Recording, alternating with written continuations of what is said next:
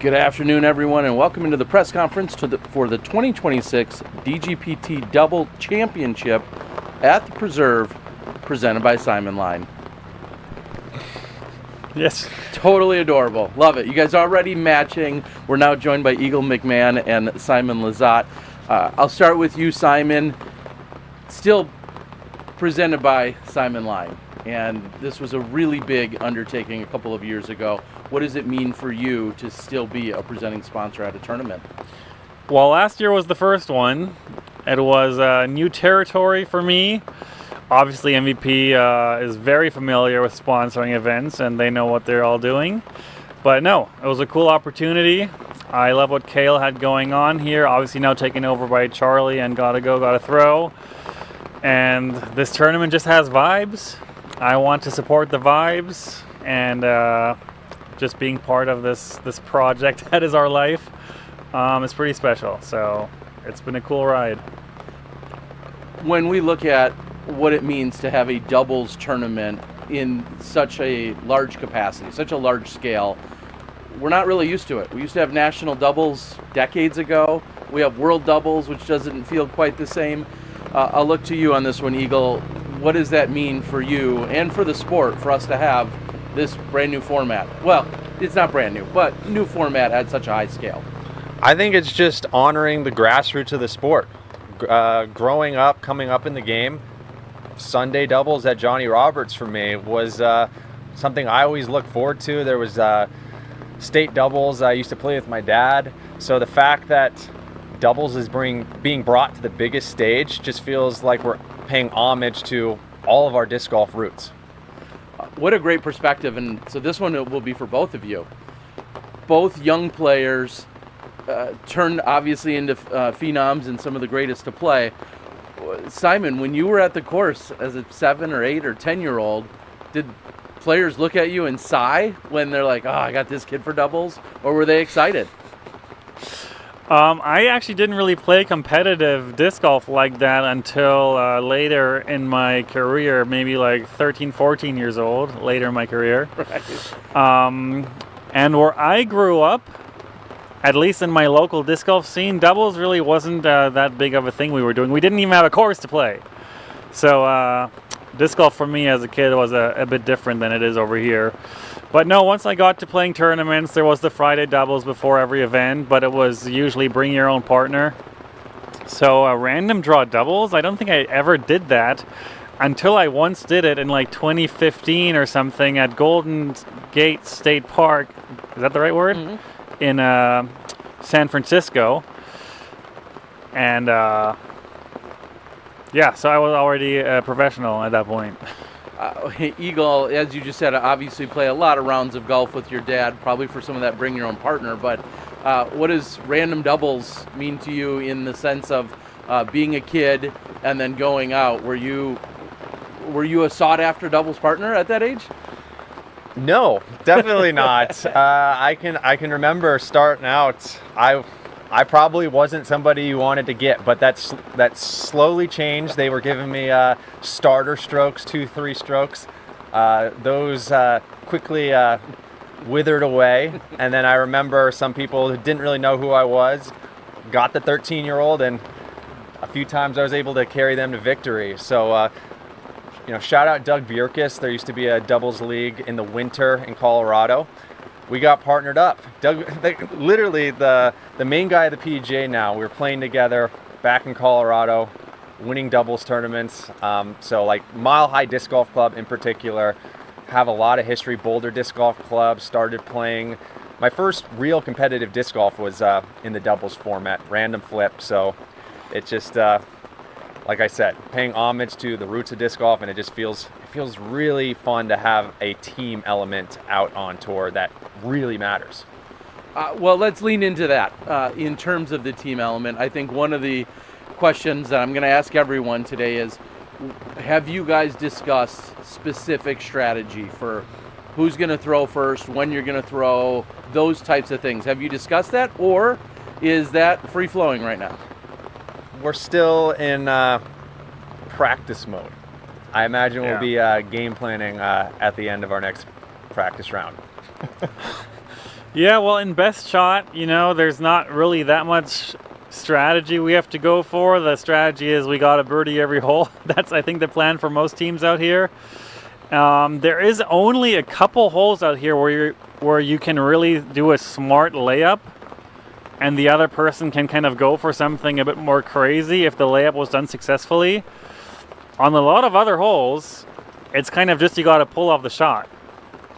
And if you don't as the first thrower, then the second thrower has to pull it off, especially on these par threes. And we had our first playthrough yesterday. I said we shouldn't overthink this. We should not try to break our brains yet. Let's play 2 practice rounds, kind of see what the vibes are, see how we're throwing and what we're feeling. And then before tomorrow's round, we'll have a lot better idea. Just because the course is so different from last year too, so much harder. And we're still finding it, and we might. Oh, actually, I learned this morning that we have to put in our strategies for Sunday by tomorrow night. So that's going to be an interesting. We have some ideas, of course. We only played 1 practice round so far. I'll be taking the 4-hand holes. That's right. Well, since you're new to this, Simon, what I guess some people might be thinking at home is some teams play hot hand. If you're throwing and you take your drive, then you're going to be the one to putt first. Some teams say, no matter what, we're going to have Eagle always putt second. Or no matter what, you're going to drive the odd holes and he's going to drive the even holes in best shot. Those are all types of things that at least I've seen in random draw. But you're saying that's all up for debate right now. No strategy officially. We are going to play some level of alternating, so I'm going to putt Simon shots or Simon's drives. He'll putt mine, so there's a little bit of that. Yeah. But potentially in best shot, we might try to at least emulate what might happen on Sunday. Maybe for example, hole 17, Simon kind of talked about he would like to maybe lay up, knowing that he doesn't have as much pressure if I mess 17's 4-hand up. So he'll lay up first, and then I'll go for the green. So we have a general idea on what we're going to do. Okay. Well, Simon, I want to now touch on the course getting some significant changes. Obviously, Cale's perspective on it for these years has been, kind of let them fly, not so much about OBs or manufacturing any of that. Course changes, were you brought into that? Were those all, what was that conversation like? Yeah, beginning stages, I was brought into it, and we bounced a lot of ideas back and forth early on before we even really knew what the format was going to be. We were just excited about this whole project that immediately we were messaging back and forth about ideas of how we can tweak these holes, how we can make it tougher and make it really suitable for a format where this course is just going to be absolutely shredded if the conditions allow, which it looks like they probably will. But at the end of everything, I think I had some say here and there, but I think Cale and Charlie kind of took over. They're local here. They have access, and they know this property better than anyone. So most of the tweaks have been their doing. Okay. And scale 1 to 10, how much do you love them?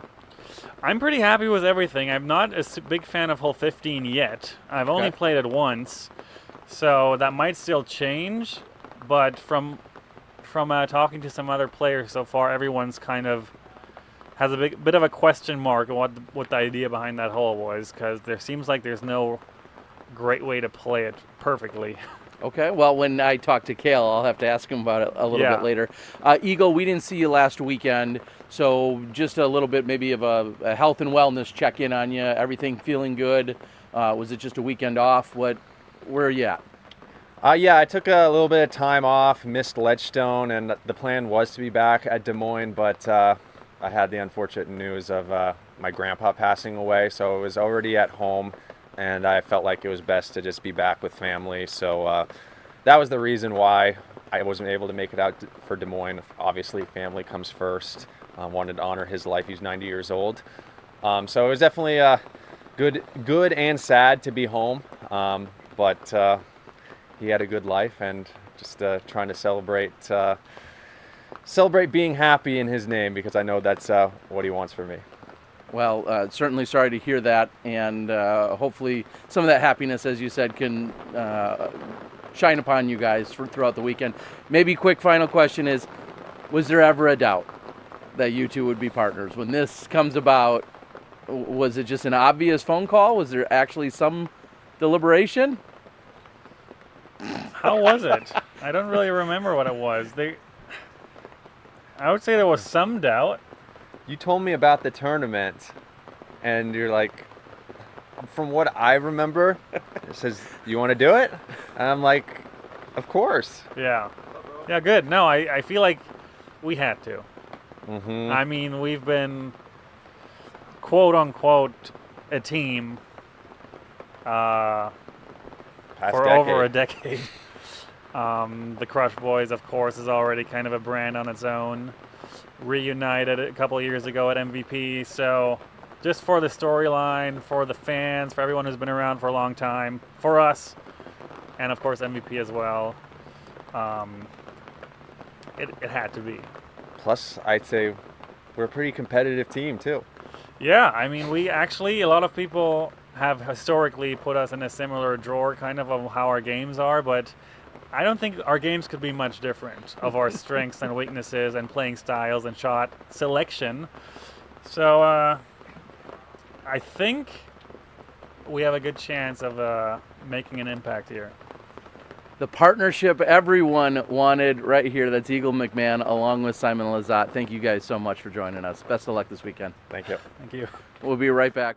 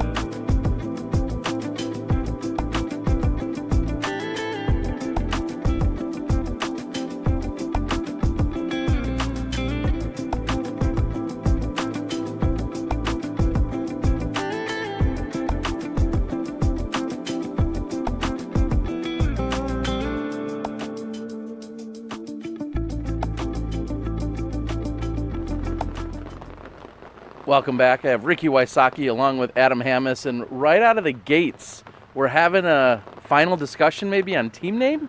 What are the options? Give us what you're thinking. So I think the two that we've been hearing is Ham and Legs. That's the one we were 90% sure we're going to go with, or Atom Bomb. I like that one as well. So those are the two. I think we're going to go with Ham and Legs, but unless we get convinced otherwise.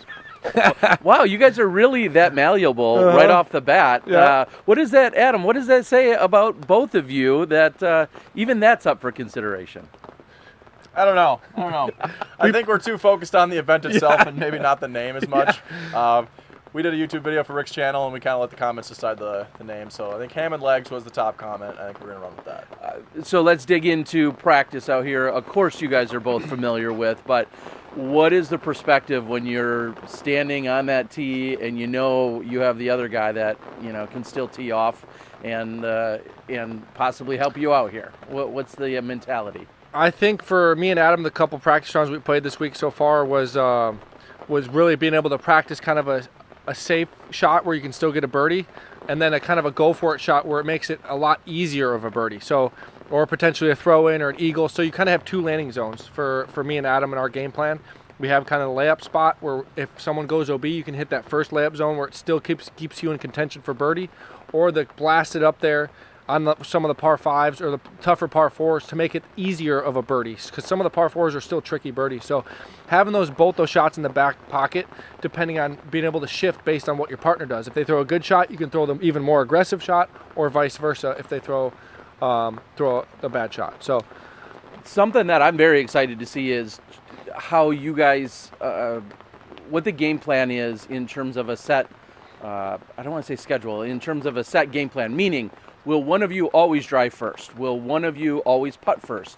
Have you had that discussion? What's the plan there? Yeah, I think we're kind of just going to feel it out. I mean, I kind of told Rick, I was like, hey, man, if like one guy goes on a couple hole slump or whatever it is like that, just keep the hot guy hot, go first, just front run the thing. And then same with putting. I think, if Rick makes a 40-footer, I'd say, keep the Rick's big on momentum, keep the momentum going. You're up first right away. So, just kind of feel it out the whole event and just, play it by ear. Yeah, hot hand is what a lot of people Yeah, I feel the like hot hand, refer for to sure. that as, which is if it's working, keep it going.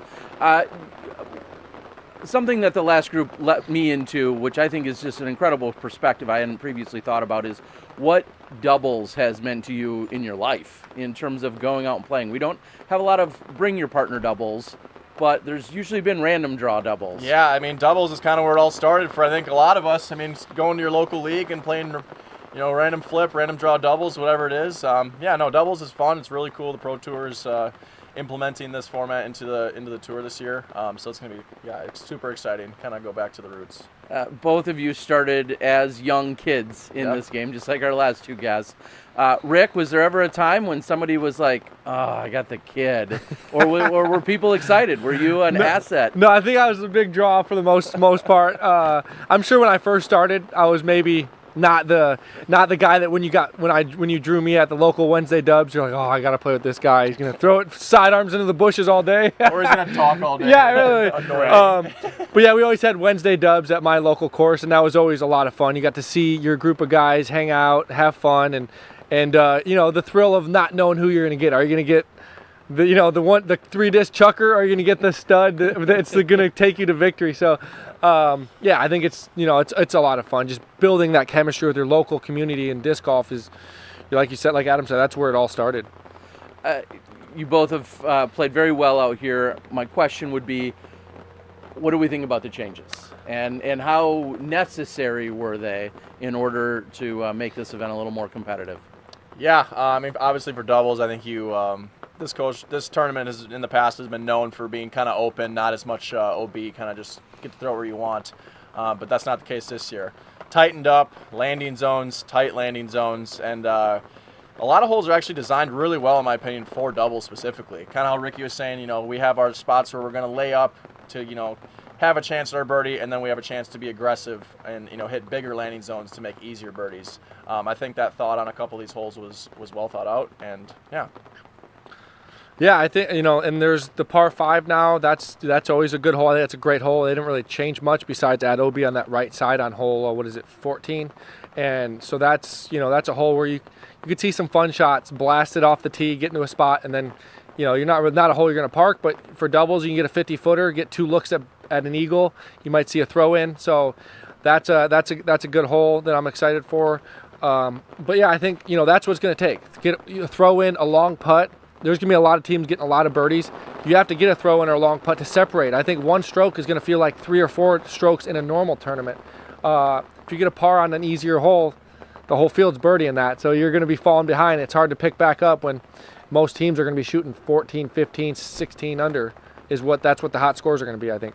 Let's zoom into Sunday, where I think we can all agree that's where the tournament's going to be won or lost. We're going to see great best shot scores, but on Sunday when it's alternate, the first question is, did you guys already think about who's driving which of the 9 holes? Not yet. we haven't. Well, maybe not on paper, right? I think we do need to get it on paper, though. By tonight or tomorrow. Yeah, Yes. I think it's going to be kind of the hole that we obviously played a couple rounds, so we have a feel for each other's games, and we have to look at the actual. Well, we thought it was every other hole, but it's actually you can't. You have to tee off. You can't tee off 3 in a row. Is the Correct. rule. Yep. So that changes the dynamic of who we pick. I think that we definitely have stretches of holes that he may throw a tee shot better than I will, or more confidently at least. We can all throw all the shots. It's just more of like, all right, what's our best percentage to get down there for a putt? And for us, we have very similar games, which is actually a really good thing. We have 2 people that can complement our strengths. We're both being able to throw the forehands to hit the 50-footers that you're going to need on maybe a not-so-good drive to kind of save the hole and get that birdie still. So that's going to be huge. But I think, once we sit down and kind of just say, hey, I feel a little more comfortable, we're good friends. Hey, if you don't feel comfortable on this hole all the way, just say it. I'm the same way. If of course, we're athletes and we're competitive. We're always going to be able to put our best foot forward, be confident. on a whole. Maybe even if we don't necessarily feel the most confident in the moment, but yeah, I think just talking and being transparent. That's the biggest thing. Is hey, I think you'll throw the shot better than I do. Great. You tee off on that hole. That. And I guess maybe to follow that up, one of my last questions would be, how important is a friendship and then team chemistry, so to speak, as you guys are stepping in? Some of these other players, don't have the longevity of playing with each other and knowing each other for a decade plus like you guys do. You spend off seasons, in the same sphere even. Adam, speak to the team chemistry a little bit. Or how important it is. Obviously Rick and I have been friends since 2016, so it's going to be easy to be out there just comfortable. I think that's the biggest thing.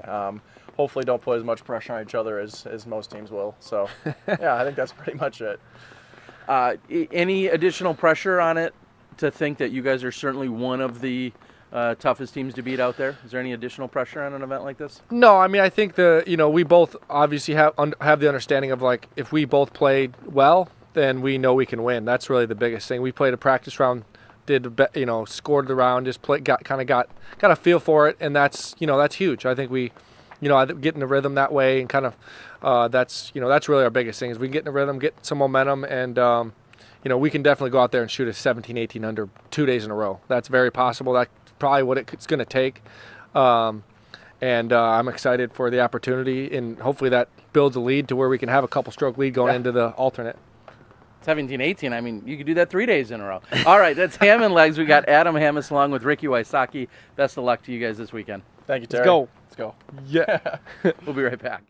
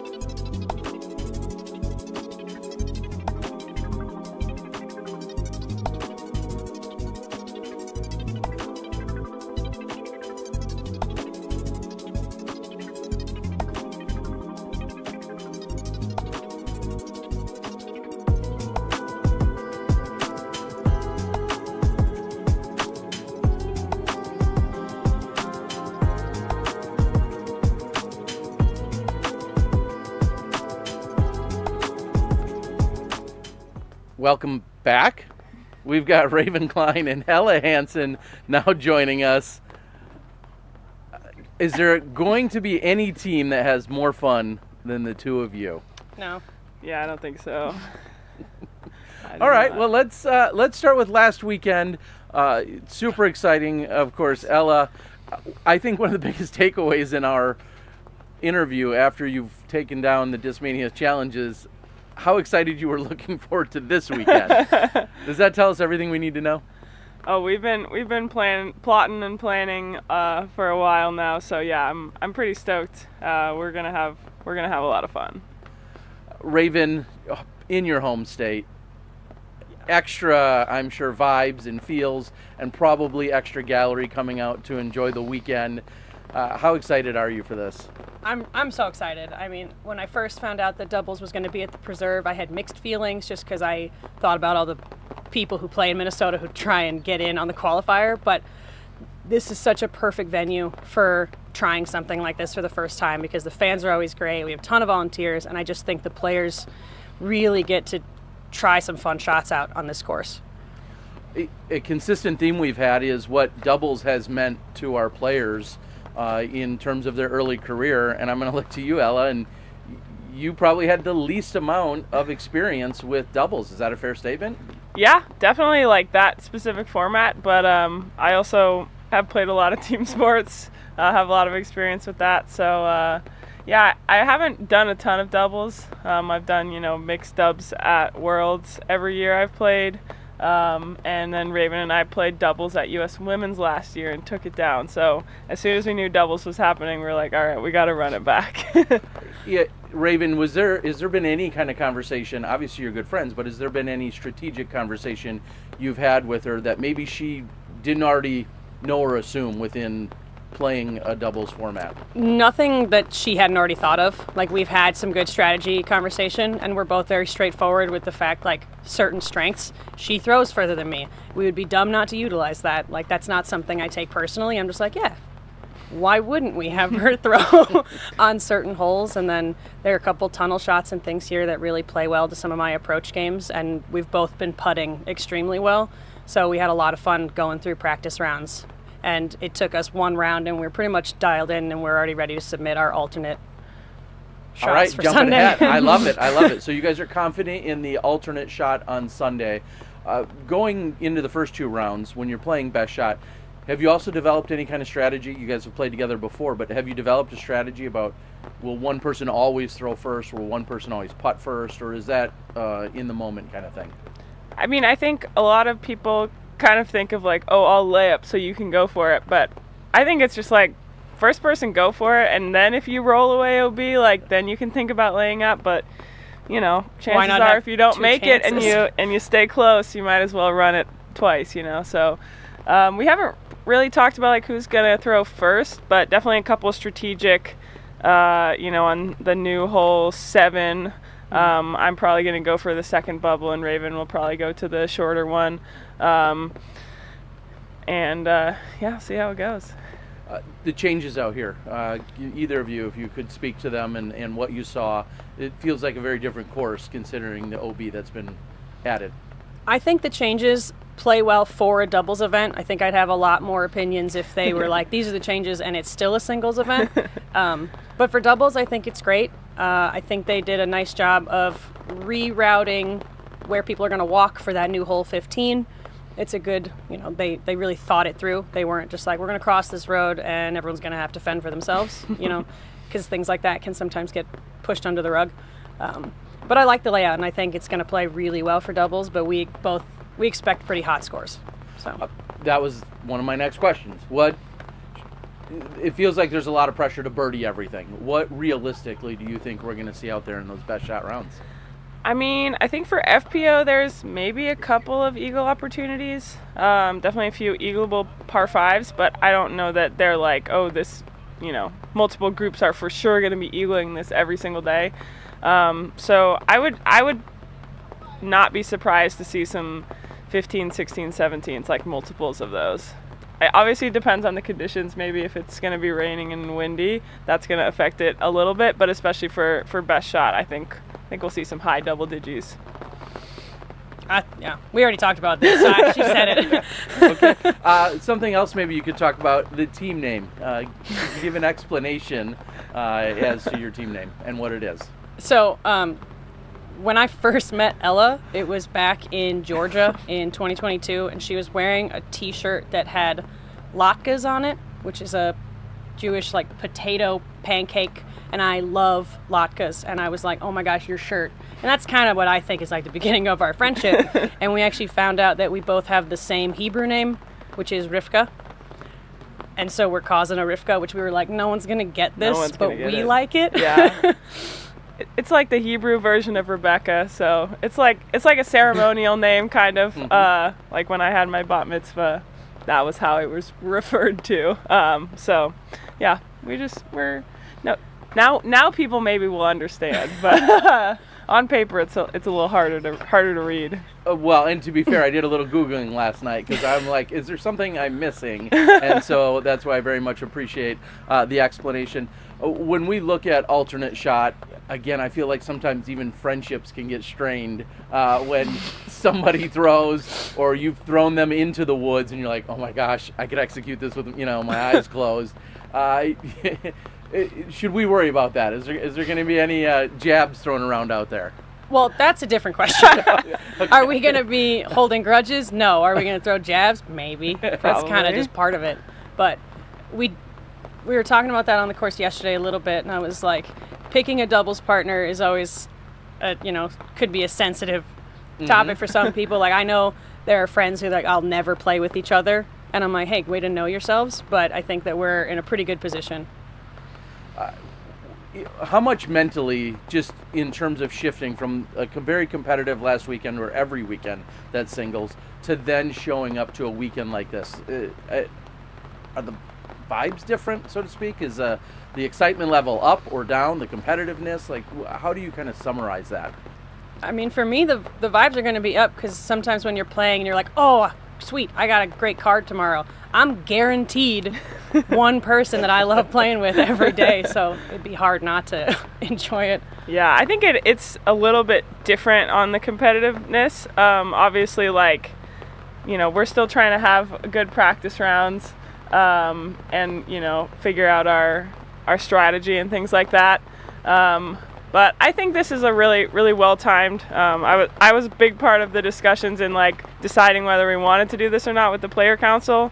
And I'm super stoked for it. I think it, like, pulled certain players who maybe weren't going to play this event because it's right before Worlds back into playing because of the uniqueness and the fun of getting to play doubles and the unique challenge of that. So, yeah, I think it's going to be a little bit different. Maybe a little more casual in certain ways, but also a little more competitive in certain ways because people are going to be able to shoot such hot rounds. So I think it's going to be really, really fun.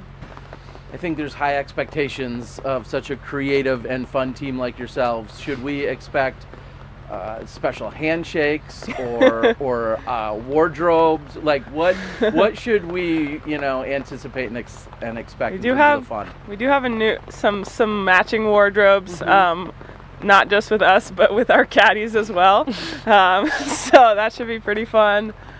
You know, I feel like you can always expect something goofy, silly, crazy from the two of us. I don't want to tell you everything. Yeah, we can't spoil everything. You're just going to have to watch or you're going to have to come out. Yes, leave us in suspense. We'll take it. All right, that's Ella Hansen along with Raven Klein. Best of luck to you both this weekend. Thanks, Terry.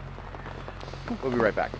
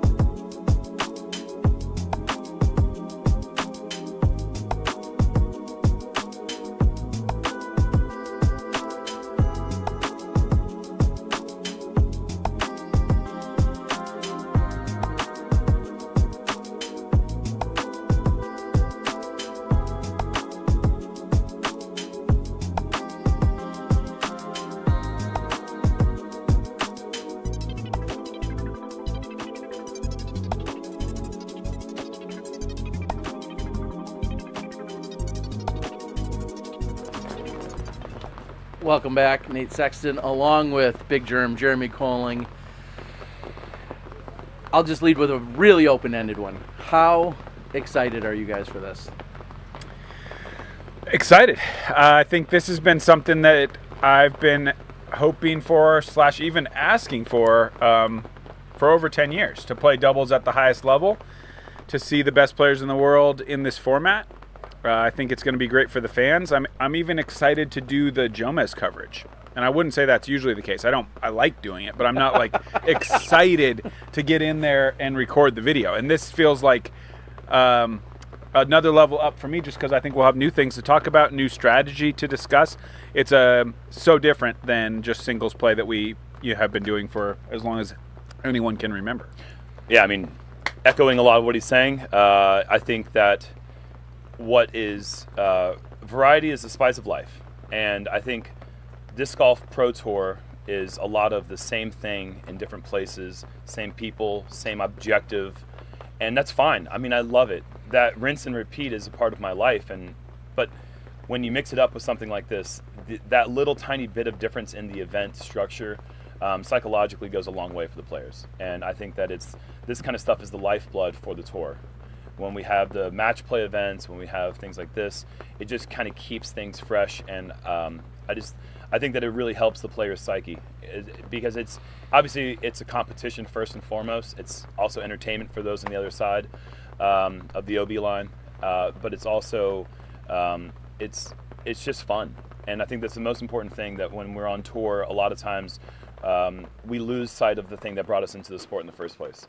And so when you have events that are just structured around, I think, fun, maybe first for us, and competition as a very close second, then I think it puts the perspective of what disc golf means to us in a better light. Well, we know that doubles has meant so much to our development and to coming into the game. It's just such a popular format. Usually it's random draw dubs, flip dubs, whatever you call it in your local course. But before getting to that, Nate, you year in and year out show up along with your brother and take down a very prestigious doubles event. So one, I've got to wonder if Germ's nervous about that. And two, what does that mean when you go to this tournament with your brother, who doesn't play nearly as often, and you guys are competitive and kind of the team to beat when you go to Whistler's Bend? Well, we got the title back this year. Ninth title for my brother and I, 11th title for me, one of those being with the big fella right here. Oh, okay, you had a sub 1 year. Yeah, because my brother wasn't. And he didn't let you down. No, Good. he didn't let me down at all. No, we got it done. We haven't won for a couple of years. We're getting old. But yeah, that's maybe my favorite tournament, period. So doubles has been a huge part of growing up inside disc golf, playing with my dad first, eventually with my brother, going to random doubles every single weekend when I was a young player, just to test myself against better players, or eventually when I was by far the best, to just test myself against two players, essentially, because when you're coming in as a pro, you're probably not getting a whole lot of help from your partner. It was a great training ground to kind of know, okay, I'm going to need to bring it. I need to shoot a 13 under. And singles I would win easily, but doubles it's going to be a little bit more difficult because you might get a decent team up against you. So, huge part of my disc golf memories. Some of the most fun tournaments I've ever played. And yeah, I don't think he feels extra pressure regarding my brother, if that was part of the question. Well, I know that your track record and how you go to that tournament, you have high expectations, and almost every time you've left as a champion. Sure. And now Germ is stepping to that role as a doubles partner. Germ, what has doubles meant to you in the Charlotte area and playing disc golf in your early days? Yeah, doubles has always been, for a long time, the Tuesday random draw doubles in Charlotte League was unquestioned. I was there. I mean, I'm moving things around to make sure I can make it to club dubs.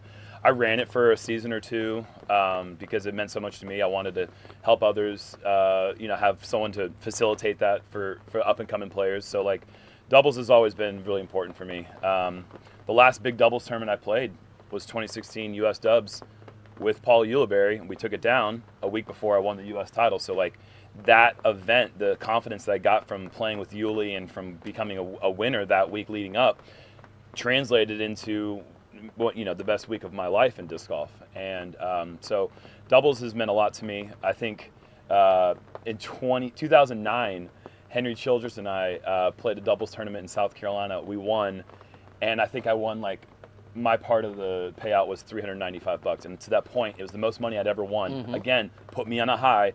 I go to the Vibram Open 2009. I get 4th place, my first national tour I'd ever played.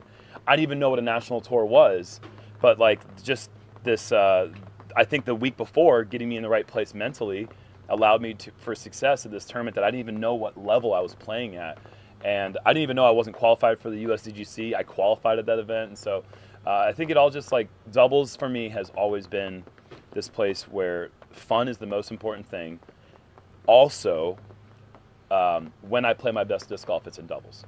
I think it allows me to free myself up, open up my potential that I think sometimes gets suppressed with my own mental psyche when I'm just playing singles. But in doubles, I'm able to kind of be these guys haven't seen what I can do. Let me show them what I can do. Yeah, And it and you allows have me a to safety blanket if it doesn't go right. And I got a good safety blanket. This is Dr. Safeton, so, So- we're safe.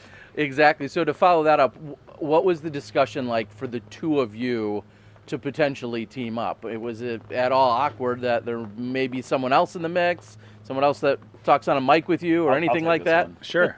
I think ultimately we both decided we wanted to be partnered with somebody who had the same exact strengths and weaknesses.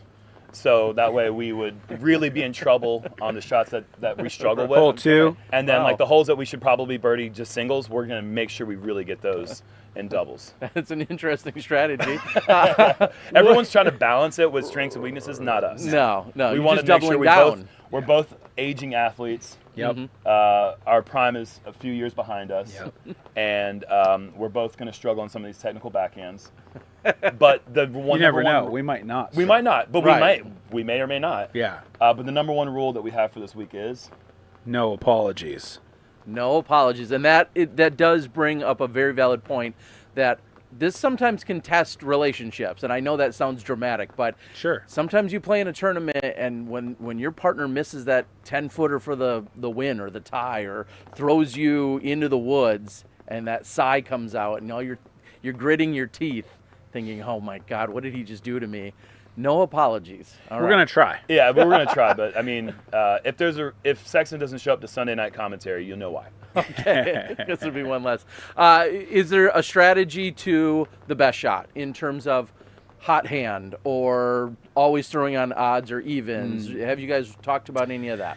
I think we're more of a, if you're feeling it, step up. Okay. We're not going to over game plan that, I don't think. So just if you feel like you got a good chance. Also, obviously he has got a little bit bigger backhand than I do. So in some situations, I'm probably going to get the safe shot in play. Try to let him go for his full potential. Make sure he can throw without a thought in his head of if he goes OB. Because that's the only way we're going to be competitive is if we're getting his long shots down the fairway, we're making our putts. Then there's a chance that we could be a factor potentially if we're clicking on all cylinders. How crucial is this weekend to it as a test case, so to speak, as if we're going to see more of these, maybe even more in a year, Yeah. or if these continue to repeat? What do you think needs to happen this weekend? I literally can't imagine this going badly. I think the fans and the players are going to have a fantastic time. It doesn't make any sense to me how anyone would see this and go, give me more singles. Yeah, right. Like, just wait till next week. Just need one of these Yeah, a year. there's no way this leaves. I mean, I love the timing of this event as well. Like, I like the idea of a fun event being before Worlds. It's fun and competitive. I keep using that word, but to me, that really centers me to why I'm here, why I'm doing this. If I lose sight of that, that's when the depression of the monotony of it, and if I'm not playing well and not cashing and I'm losing money and this, that, and the other, if I'm not keeping the main thing, which is I'm doing this for a quality of life decision, not for any other reason, that's why these events are so important. And being before Worlds, I just really think it's a good timing. The only thing I think that could, I love this course, this property, and all the things around it. I'm interested to see how this works for doubles and whether we decide, okay, we love this event, let's try this course for this reason or that reason. That's the only thing I'm interested to see, but I think Nate's right. I can't see this going anything but great. All right. Well, we're looking for greatness out of the two of you, some major champions. We've got Nate Sexton along with Jeremy Colling. Best of luck to you guys this weekend. Thank you. One last thing. Team Big Sexy. There is an amended name that we would just, in parentheses, Team DILF. So just so it's dads I'd like to froth with. Or friend. Dads I'd like to friend. Yeah, Dads so you'd like to friend. yeah, something like that. So just Thank you. thanks. All right. Yeah, thanks. On that note, don't quit your...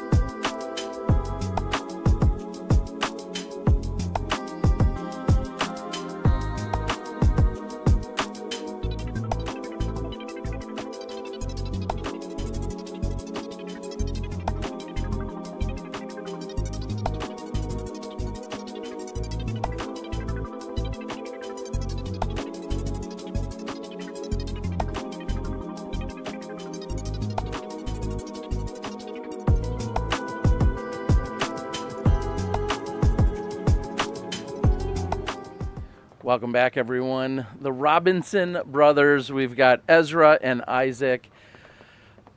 Is there a better event that lines up for the two of you? Probably not. I mean, this is, as soon as we heard this was announced, we've been looking forward to it. So I think it's going to be a really, really fun week.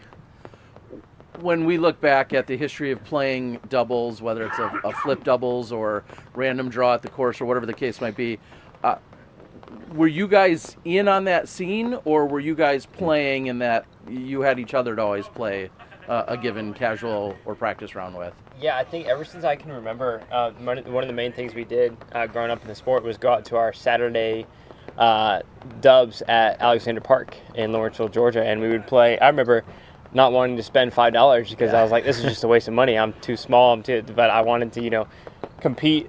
So just remembering all that is kind of bringing back the doubles memories. Everybody who supported us then, who still supports us now, and just see how far this disc golf dream has come along, and to be able to compete on a high level at such a big tournament, playing with Isaac, who I grew up playing with, is just really, really cool.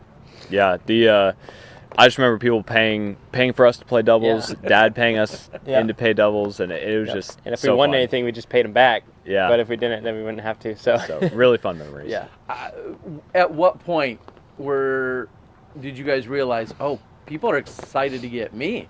Like maybe you felt like you were a draw or you were a letdown to some other team member, but at some point you guys were, people were dying to pick that card or that poker chip or flip the same as you. Do you remember when that was? Oh gosh, I don't really know. Yeah, it was probably once we were young teenagers where people actually wanted to get us A couple years into playing it, for sure, probably. for the first little bit. We used to play from the short pads. Yeah, so that that was was great. like a big bonus to whoever got us. We got to play. And then I think they also had the rule where it's like 2.5 strokes as well. That's was true. given to a junior juniors. or FPO or something like that. Yeah.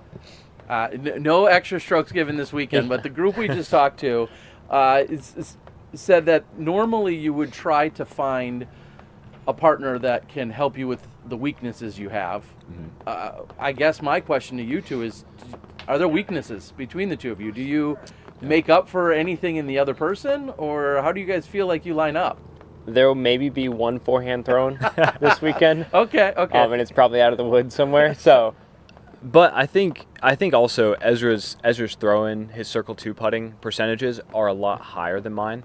I'm pretty solid from circle 1, but he's hitting stuff from a range that I don't usually get too often, and so I think that's going to be something I where have better bids from like 90 feet. Yeah, But I think that's our going to be circle something. 2 is honestly the same. If your step put's dialed, which it needs to get dialed.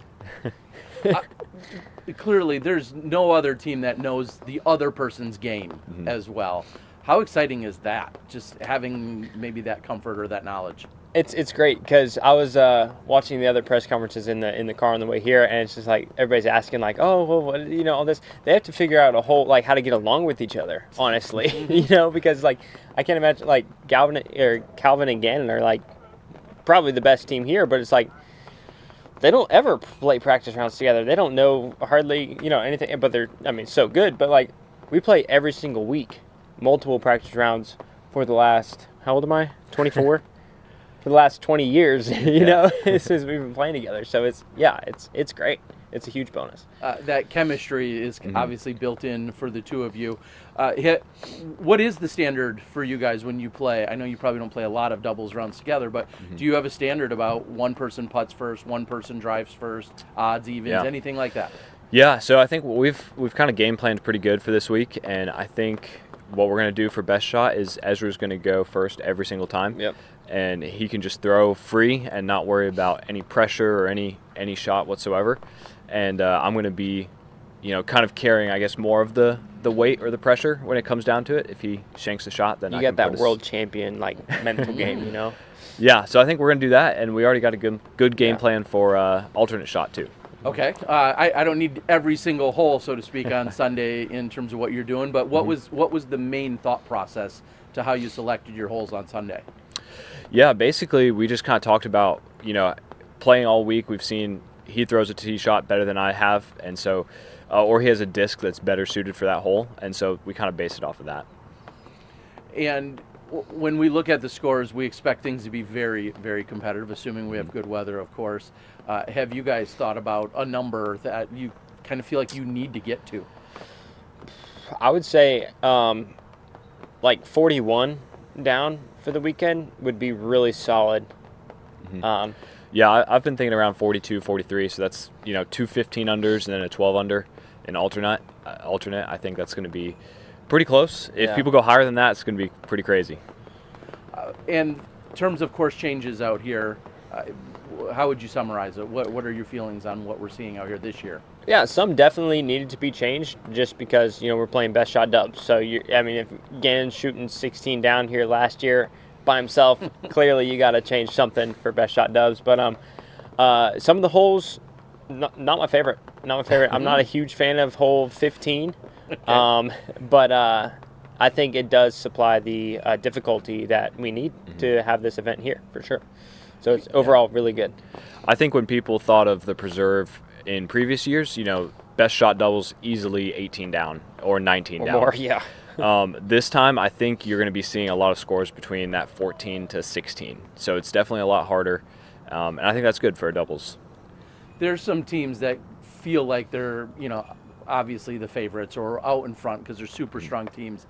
You have any sleeper teams or a team that you looked at and you're like, I bet you they could put it together for a weekend. Is there anyone like that jumped out at you? For me, it's definitely, I would say, Luke Taylor and Andrew Marweed. Okay. Just looking at their games, you know, if Luke Taylor's playing bad, it's usually his putt, and Marweed hasn't missed a putt all ever. years. So, and then Luke also has an amazing backhand, and Andrew, that's one of his weak spots. So sure. I think they're going to pair really well. Yeah. In terms of an outcome on this weekend, we just heard the last group talk about, yes, competitive, but they're looking for that fun factor. What do you guys consider success this weekend? Does it change at all? Man, for me, I need Isaac to give me some DGPT points. So it'd be nice to move out those spots a little bit. Yep. So like a top 3 would be fantastic, but there's a lot of good teams out here. But yeah, and like it's so easy to work with Isaac. I mean, this is gonna be cheesy, but he's legit my best friend. So being able to play a whole tournament where we are working together for once instead of me trying to beat him every single weekend, it's gonna be great. So either way, it's gonna be awesome, and I think we can do really, really well.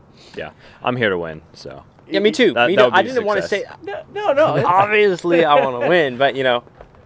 Well, you guys have a special bond, and I think it's going to show through this week, and I know the world's excited to watch it. That's the Robinson brothers, Isaac and Ezra. Best of luck to you guys. We'll see you out there. Thank you. Thanks, Terry. We'll be right back.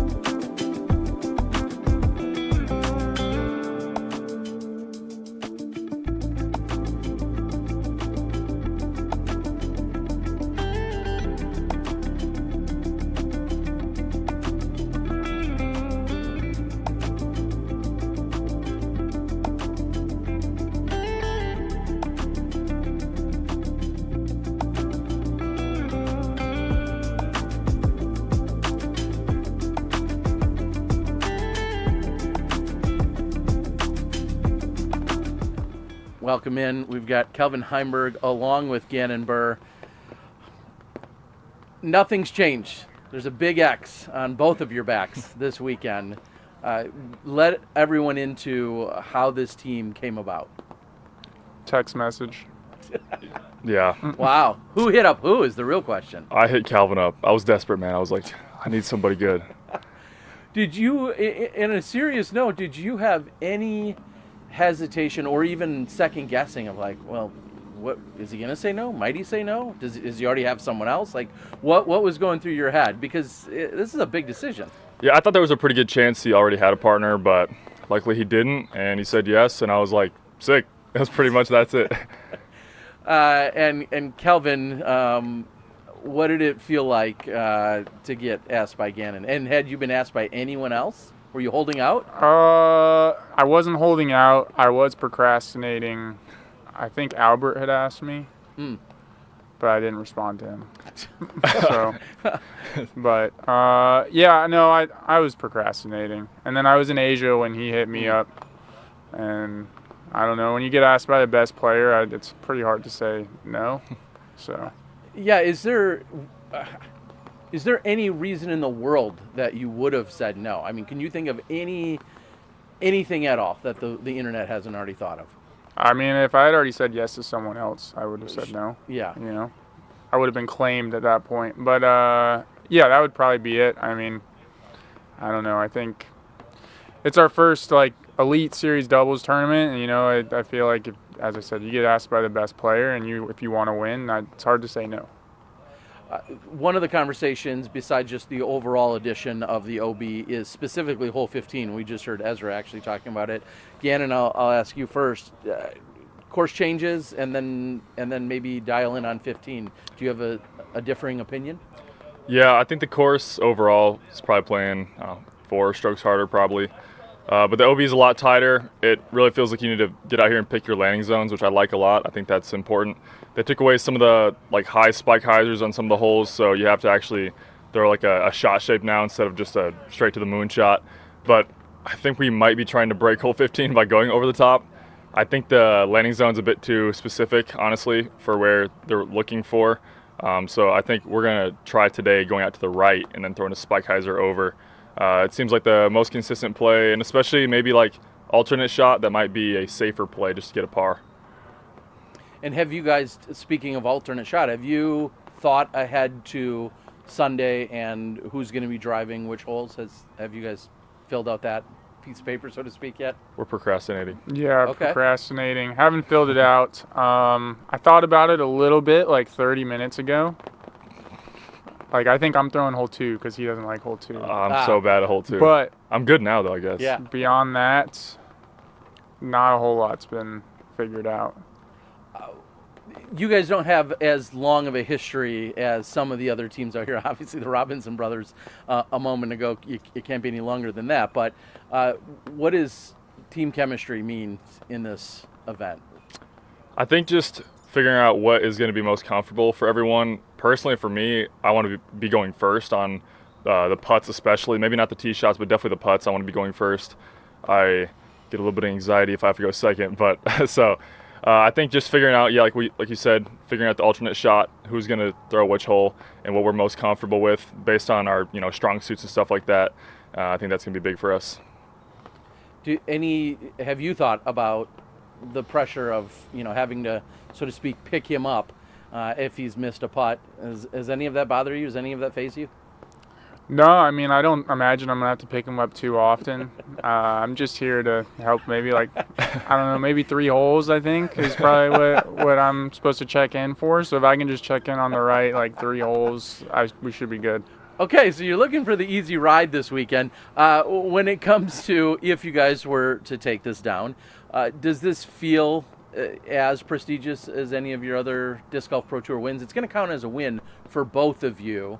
Obviously, the points, first and second, they'll add them up and then split them, and that's how points are awarded. But in terms of a win, how does this rank? I don't know. I mean, I feel like it just depends on how it comes down on Sunday, honestly. If it's a blowout, it probably won't feel as special. I don't expect it to be, honestly, with the way the format is, because anything can happen in the alternate shot. But, yeah, I think if it comes down to the wire, it's going to feel pretty cool, pretty special, just because we've never done something like this before. And I'm really looking forward to just having, honestly, like you said, a lot of fun, a lot more freedom as well, especially in the best shot. If one of us puts a good drive out there, you have freedom to do literally whatever you want. So I'm really looking forward to that. Yeah, I think probably a lot of the same. I think the pinnacle of our sport is still singles, but I think this being the first time we've had the chance to do this on a bigger stage, doubles, I think it would be cool to win this one. I think it would, it wouldn't be the first time I shared a W with someone, but the first time I was supposed to share a W with someone. Okay, yeah, thinking back to maybe a particular ledgestone a few years ago is what we're referencing. What is your history with playing doubles, in the early stages of your disc golf career, Kelvin? Yeah, doubles. I mean, as far as tournaments, not a whole lot. I haven't played a lot of tournaments, but a lot of, the random draw doubles back home. I would say that's my main experience playing doubles. This is a little different. I feel like, I don't know, it's not often I'm like the B player, so it's a little different, but and also there's a little more on the line. But I guess I don't have a ton of experience. I think it is fun because, as he said, if you throw in second and you're the first person put a good one out there, you kind of have freedom to let one rip or even run the basket. So again, and a lot of people, as I was just kind of referencing, a lot of people, their formative years of playing disc golf was doubles. Was that the case for you at your nearby courses, your locals? I played a ton of doubles, especially a lot of triples tournaments as well. So I'm very comfortable with being able to go aggressive when there's no consequences. So I feel like that I try to actually find that energy basically when I'm on the pro tour myself, is like, hey, don't worry about what can go wrong, just focus on what you can do. And sometimes that means full sending it and not really caring about the consequences of the shot. And sometimes I feel like it allows me to lock in a little bit more and actually throw the exact shot angle I need to throw. So I have a ton of experience with it. I play 1, maybe 2 triples tournaments at the end of the year every time in Iowa. So I'm used to it. I just have a great time doing it. And I think that's when I play my best disc golf, is when I'm relaxed. Yeah, I've seen you make those posts with the triples, which is not nearly as common. So maybe my only question there is there in any world we see some version of a triples tournament? I want there to be a triples tournament at an extremely hard course. I think that'd be pretty exciting, where maybe a good score is only like a 10 to 12 under par. Maybe like a super tight wooded course or something would be kind of crazy. Okay, final question then, Kelvin. If there's a triples tournament, let's just assume you two are partners. Who's the third? Probably whoever Gannon texts, because I'm not taking any initiative. All right. Well, we wish you guys the best of luck this weekend. We know that most people are picking you as the team to beat, so you guys are used to the pressure, but looking forward to seeing what you can do. That's Gannon Burr along with Kevin Heimberg. We'll see you out there. Sweet.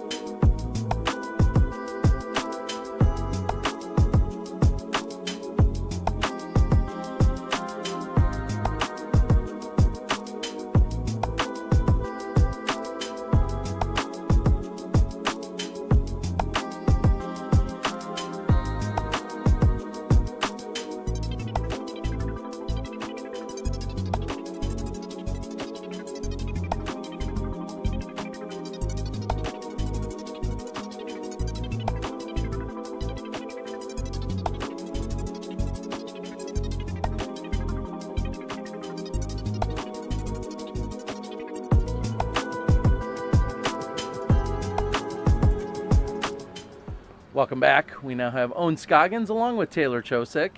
And let's start with the team name. How did you guys come up with it? Was there any kind of discussion? Share with everyone what it is and how you came up with it.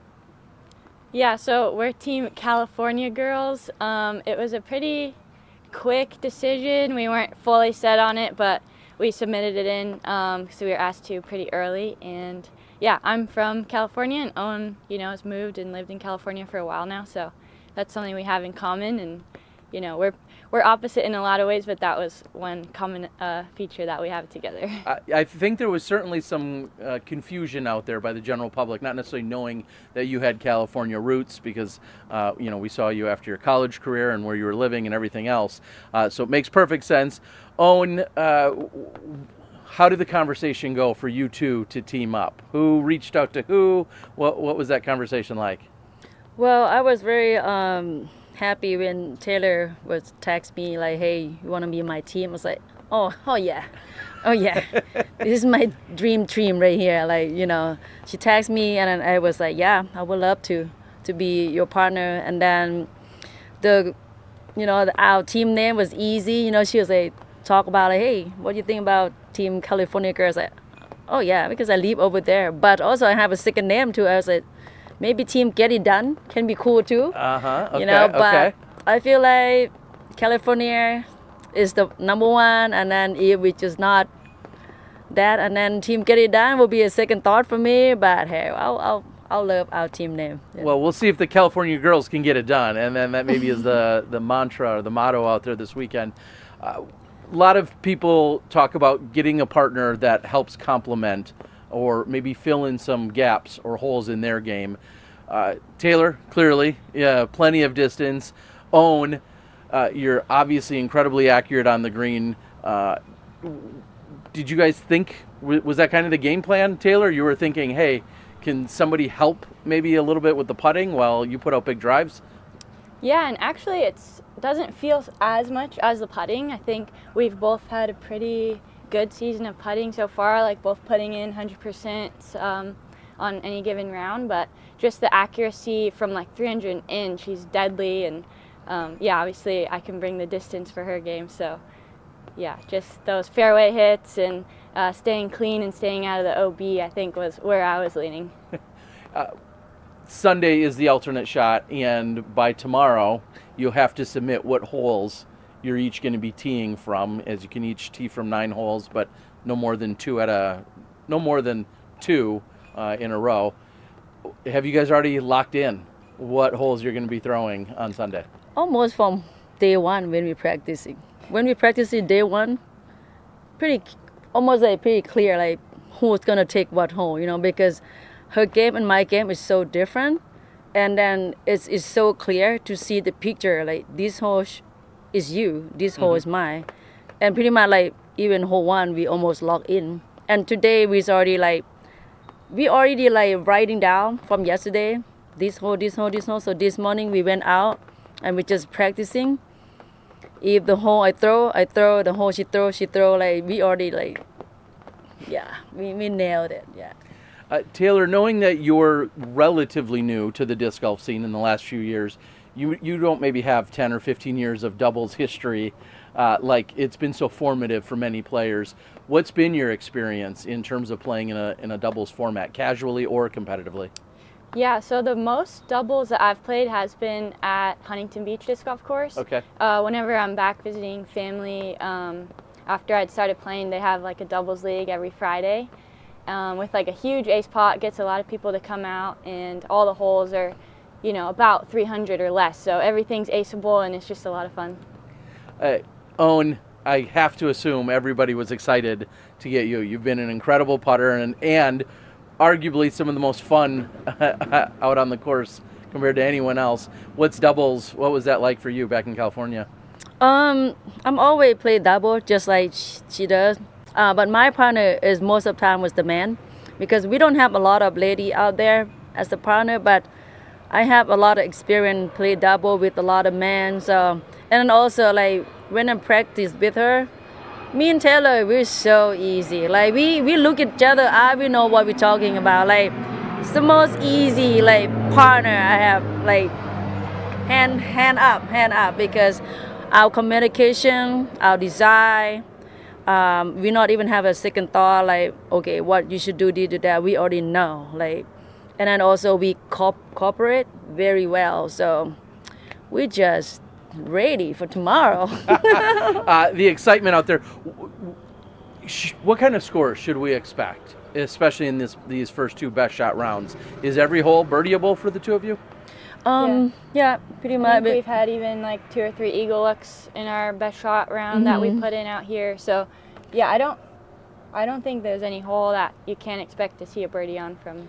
Yeah, pretty much. Yeah, pretty much. Because 2 days ago we practicing the best shot, and pretty much like we have a birdie putt every hole. Especially the hole I have problem with the distance, and she just fill that gap for me. And then the hole like she have a hard time with the accuracy, so I fill the gap for her. And we both putting like her inside putting dead on 100%. Me was like 85% right now, but the long putt, both of us was like, at least we hit something, So 2 days ago we practicing the best shot, so we count the score, but we're not gonna tell you because it's secret. But yeah, it's pretty keep it a good. secret. One thing we do need to know, or would like to know, do you have a plan about who might throw first, or in terms of the strategy? Will you always throw first, Taylor? Or will she always throw first, or who's gonna putt first? Have you guys talked about that strategy? I talked to her like I want to putt first. Okay. I want to putt first because she just dead on inside the circle. She 100%. So I want to be the person who like going first to just Build that confidence. and then for the drive, it doesn't matter, you know. For the drive, I don't care who throw first or whatever. But the putting is have to be me first, and because she's cool, like putting or throwing, she like let it on, you know. You decide whatever. I'm like, she's a shield, you know. So. Is it at all going to be difficult for you to be serious when you need to be serious out here? And you obviously have a great time out on every event. Will doubles make it even more fun? Hey, you know what? I'm always have a poker face.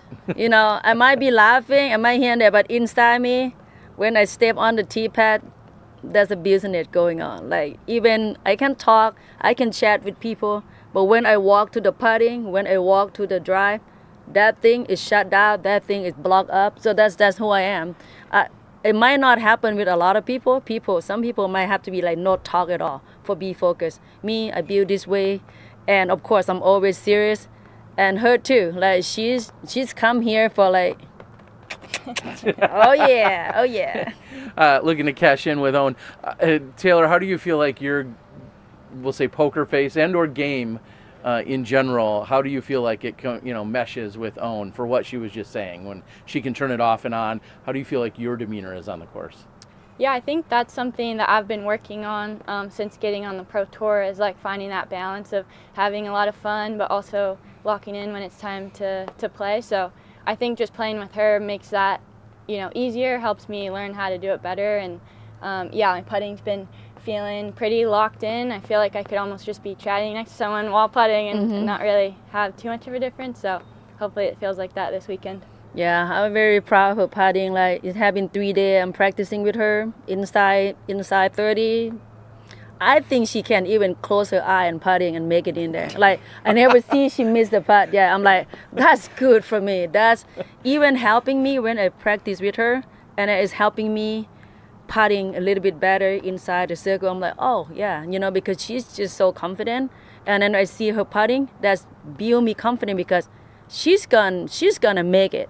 If my putting not there, she's gonna clean it up for me. So that's. And I feel the same way with her. I mean, we already know she's a killer on the green. So especially like even 60 feet out, it's like she's drawing chains or metal, which is good to know that the disc will most likely stay close. That means I can give it a good run too.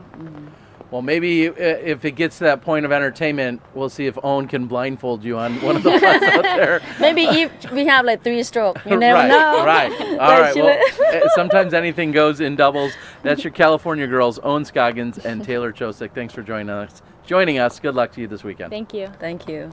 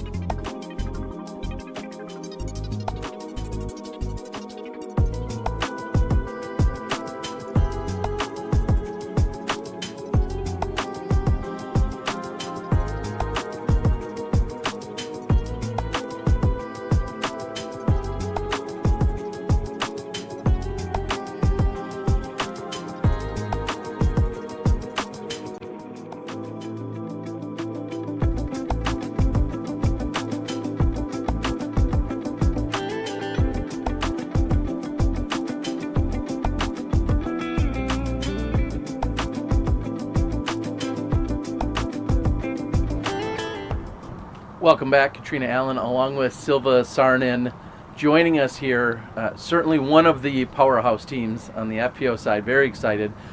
My first question is, how did the team form? Who reached out to who? When did that happen? I reached out to Silva because I looked at the list and I paired what I thought were besties or sisters, or whatever. And I went, I'm the fourth Finn. Wow. And she said, okay, I'm going to check and see if Henna and Evelina are playing together. And then she just said, okay, let's do it. Yeah, actually, I asked Evelina, but she's not playing here, so that's why I answered her that we can play together. I was the backup. Perfect. Katrina, you say fourth Finn, and what I lean into is throughout the last decade, you talking about learning Finnish and practicing it. Where are you at in that journey? Getting there. I was telling her, actually, we're staying together, and at lunch, I was trying to, we were talking about like how to say to the store, from the store, this, like there's so many, you have to change the endings. Anyways, then I said that I had a teacher for, hired a teacher, you Zoom call, whatever, and it was all learning like that.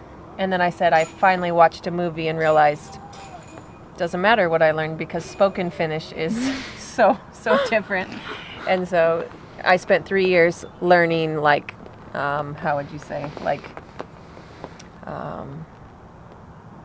what's the right word for written Finnish or proper, not what you would say to your friends, like non-casual or something, or conversational. Like I was learning not slang, but I was learning oh, sure, and not a little spoken. more formal. Formal, very formal, like what you would write emails and talk to the president or something like that. But we are learning formal English in school, so it's safe for both us. Silva, how good is her Finnish? Finnish. It's way better than my English. It's pretty good. Yeah. It's good I got my best degree from Finnish in school.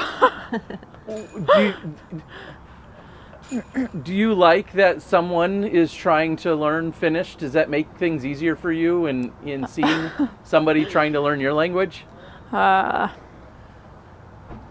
Of course it's nice, but I know it's hard, so I don't care. It's fine that people can't say anything in Finnish. We're not all as smart as Kat and trying to take on other languages, so we appreciate the effort. This course different from what we've seen in years past. How do you feel about the changes, the OB and maybe even specifically hole 15? I mean, I guess I probably didn't notice the OB. Like for instance, on one, right? Like you don't want to be over there anyways, right? Like I never trying to throw to where they added, so it just makes you really have to throw the shot you want. Now you're like super punished if you don't. But yeah, 18. Seems a lot harder with the bunkers and the OB line. You'll have to excuse me because the last 2 years were pregnant and new mama, so they were, it's hard to remember, but it seemed a little more difficult. Yeah, the course seems way harder. Kat, I know you've played plenty of doubles, so we'll talk about that in a moment, but Silva, is doubles popular in Finland? Is that a way for people to get together and play casually? Is doubles a common thing? I would say it's pretty popular, at least in weeklies. And we have Finnish doubles championships and Finnish mixed doubles championships. So yeah, people do play doubles in Finland. Do you enjoy playing doubles?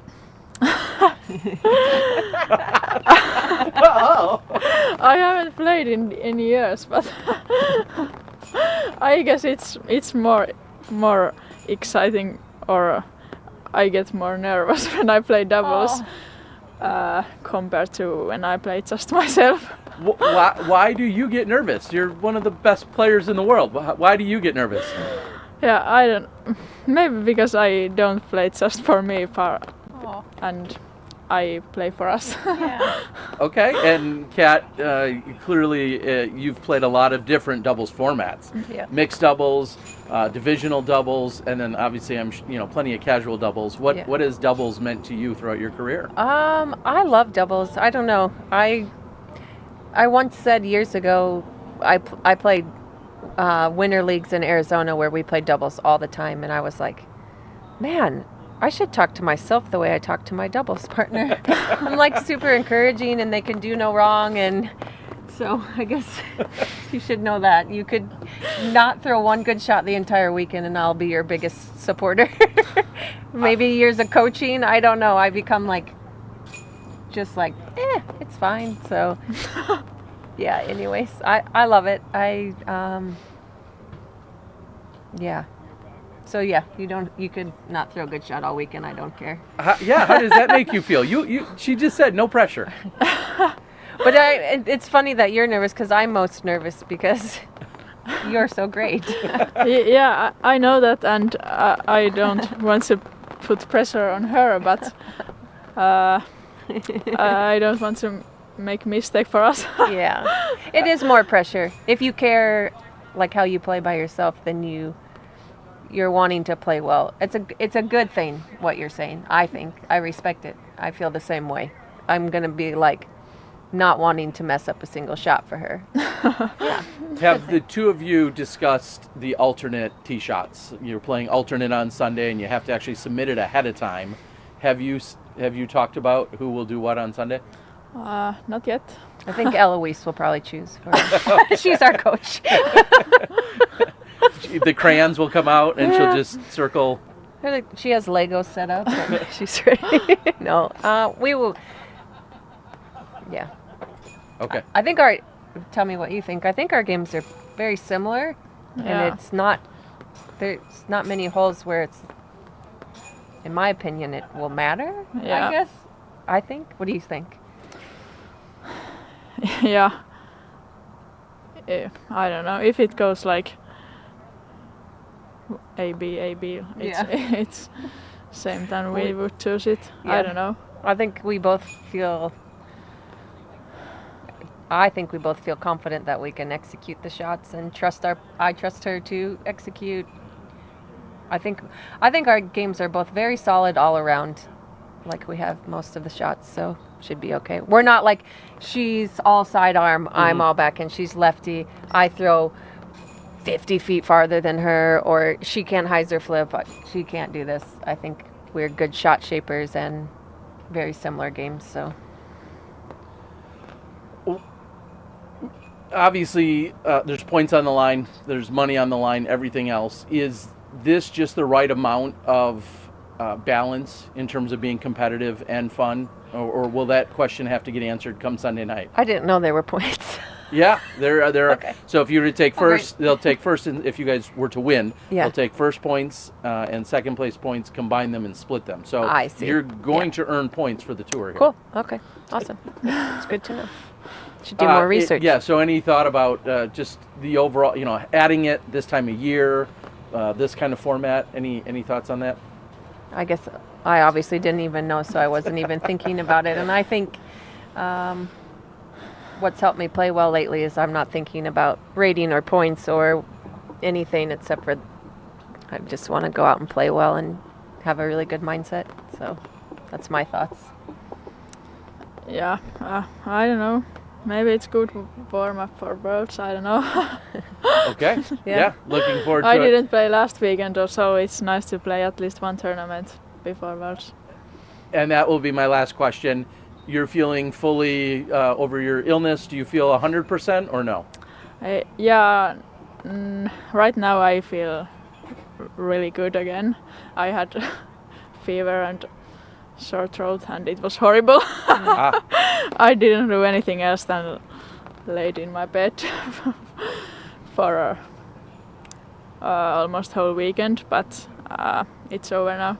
Okay. Well, we're excited to see it this weekend. Everyone, that's Katrina Allen along with Silva Sarn, and best of luck to you. Thank you. Yeah.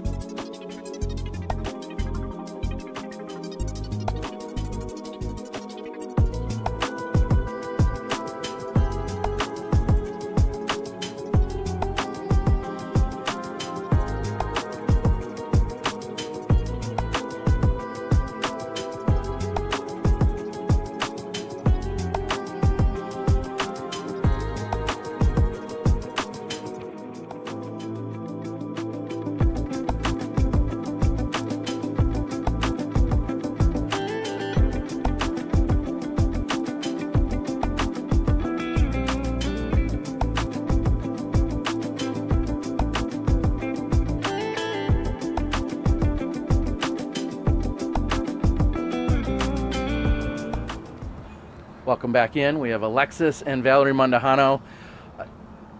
Team chemistry, I feel like, is everything at an event, a doubles event. Could you possibly break down what the team chemistry is like for the two of you after all these years? You want me to take this? Yeah. There we go. I mean, we literally learned how to walk together. We learned how to play disc golf together. I think we go hand in hand in everything we do. So one of the first natural things was to play doubles together. We started with junior doubles and worked our way up. Not to mention our weekend doubles against my dad and my husband, so that's pretty fun. Yeah, I mean, we just have so much history together playing doubles. It's just hard to break down at a certain point. How many doubles, you guys played many junior worlds, AM worlds, things of that nature. How many doubles titles do you have? I'm sorry, I don't know. Do you know? I don't know. We only have one, honestly. I think so. Or two. I think it is two. I think we only played it twice. Okay. Yeah. Well, Yeah. 2 for 2 would be a pretty good stat if that's the case. In talking to the Robinson brothers, obviously a very similar story in that they've been playing together forever. They also have similar games in a lot of ways. How do you two feel that you match up with one another in terms of your games? I feel like we're almost a copy and paste for most of the shots. Like for alternate, I feel like there's not really anything where she would do better that I won't do better. It's just what you feel good with on Sunday, you know. I think the only difference is, like, as of right now, I'm more comfortable with the flex shot, and she's more comfortable with the hyzer flip shot. And that's really the only thing we throw about the same. She putts a lot further than me standstill. I have to jump putt outside the circle, and she just standstills everything. But yeah, I think we're pretty hand in hand with our game plans and our games. They're very identical. Yeah. Well, and then that brings the question, are you already locked in terms of a throwing order or strategy? Do you commonly say, hey, I always go first, or I'm throwing the evens, or do you play hot hand? What are those conversations like? As far as just like best shot, I think it's more, it really depends on, I think, certain holes, because there's shots that I'm going to play safe and she's going to go big, so I'd be teeing off first, or vice versa. I think there's certain holes in the best shot format that will be alternating, and we know which one's going to be teeing off first. But I think when it comes to the holes where we're pretty even, it's just whoever feels more comfortable in the moment. Who's ready? Yeah, who's ready, or even when it comes to putting, it's really who wants it. That's what we always say, who wants it.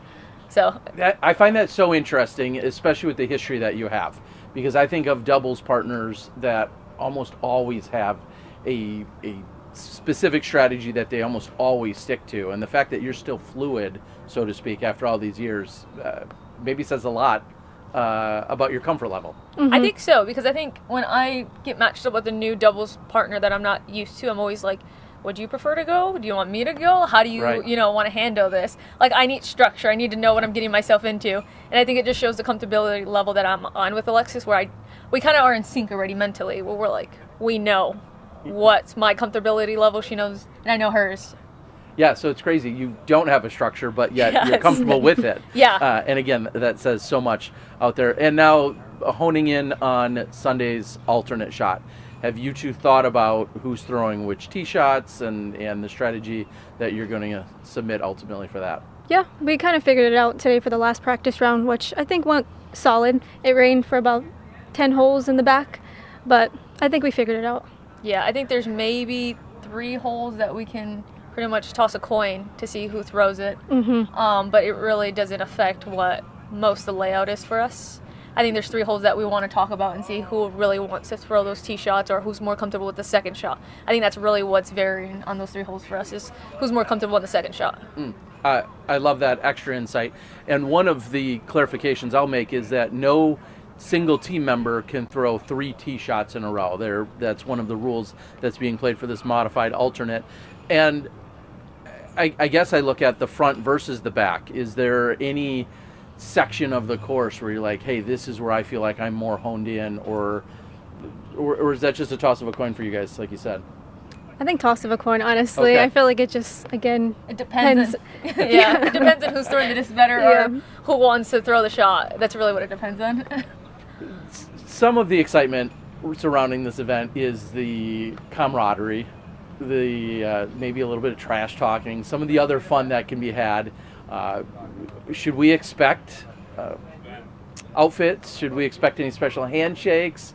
Or are you guys past all that because you've been together so long? We'll definitely be matching. No, I don't think any handshakes, but she would probably do some trash talking. She's pretty good at it. The trash talking's only for the fun. This is more competition, more serious. I keep the trash talking at home or casual rounds. Okay. That's one thing I've learned. And when you're looking at this weekend counting for points, our last guest wasn't even aware that points are on the line and obviously some significant payout. Does this format, how exciting is this format then overall for you, I guess is maybe the best question. The fact that there are points, there is legitimate payout for this. How do you feel about that? I guess for me, I really didn't think about that too much. I just kind of want to enjoy this weekend and play doubles with her because it's something new that's like at a higher level, I guess. So kind of just enjoy it because I'm going to Worlds, then Idlewild, then I go home, and she's going to finish the playoff events. Yeah, I think for me, like Alexis stated, like it's more excitement, kind of throwing it back to our earlier competitive days at like Junior Worlds and stuff like that. So it's more just like the fun, the memories that we're about to make because, we always say we don't know how long we're going to do this for. So it's very fun to think about the memories we're going to create and hopefully pass down to our kids one day. So that's what I'm really here for is just building that, real memories and fun and just, I guess, ways that we can just get better at in disc golf because, like, for me, every event is very high stakes for me. Like I want to perform my best. I want to be able to get as much payout as I possibly can. I want to get as many points as I possibly can.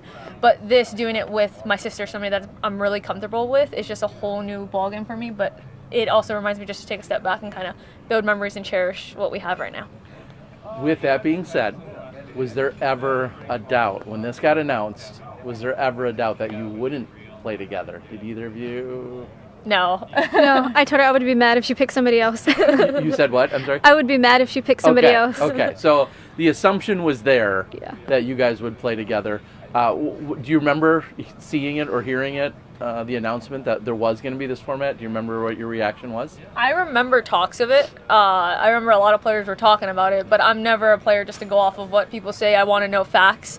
And it was announced, and I think we both just looked at each other and were like, we already knew. We're going to play, right? And it's we're going to play. It's not, or you going to play with somebody else. Okay, just automatically, instantly locked in with the assumption, which I absolutely love. When we look at the schedule and how we're just a few weeks out from Worlds and obviously still a very serious stretch for what's left in the season, does this come in at just the right time, this event? Could it have been better at another time? I like the timing of it just because Worlds is 5 rounds of competitive golf, and I feel like this is a way to kind of give your body a rest because you have a partner. You're not throwing almost every single shot as if you would if it was a regular weekend. I think it fits perfectly into Worlds. It kind of gives you a bit of mental relief rather than stress, I think. I think it gives me a lot less mental stress. I think it's a perfect timing. Okay. And I believe I've heard varying answers about doubles at Worlds. in terms of, I've heard mixed doubles, I've heard divisional doubles. I don't know what exactly. Do you guys have an update on that? Is there mixed doubles still taking place? I think it's mixed doubles. Okay. Yes, I think. Are both of you playing in that then? No, we kind of just want to take a few days off and then, just practice as normal, the 2 courses. Okay. Anything you guys want to tell the world before you guys take to the course this weekend? Wish us luck. Yeah, hopefully we don't get too mad at each other. Yeah. Will that happen? Is that possible? Maybe. Depends on the day. In unison. Maybe. Yeah. Okay, well, hopefully there's no sister fights out there. I expect to see nothing but fun and professionalism from you both, and we wish you the best of luck. Thanks for joining us. Thank you.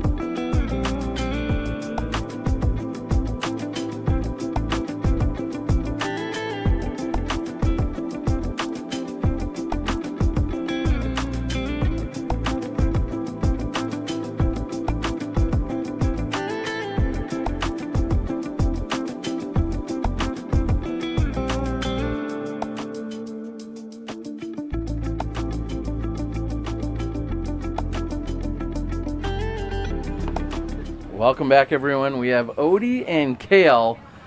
Wait, do we have a new doubles partnership announcement here? I mean, we've been doubles partners. Are we breaking news? Yeah, for sure. Dude, you should see Odie's flick. I think it's money. Okay. Well, let's get down to business with Odie. Let's start with you. Yeah. Your relationship to this place, what you're doing now, and what you can share with us. Wow, big question. Okay, so yeah, became a member right away, right when the course kind of got put in the ground. Poured beer and sold shirts the first year for Kale, and then it kind of grew into the volunteer coordinator role, and then it was TD role, and now I've been a TD for 5 years of this event. So it's kind of a crazy scale to take on. The first event I ever TD'd was actually this event. So yeah, the first time I met Odie, let me just interject. Yeah. My old partner with this place put him in our merch booth, and I walk over there, and I'm like, who's this guy? And Odie's just handling everything, having everything look perfect. So we've come a long way since then. Yeah, for sure. So yeah, nowadays it's just, I mean, it feels like home. I love this place. Obviously it's a very unique place for us in general as disc golfers, and there's no one else on the property but disc golfers, so it's very disc golf centric, which we love. And we try to put on that same feel for everybody, the campground feel, when they come out here for the tournament. So I don't know, that's how it feels.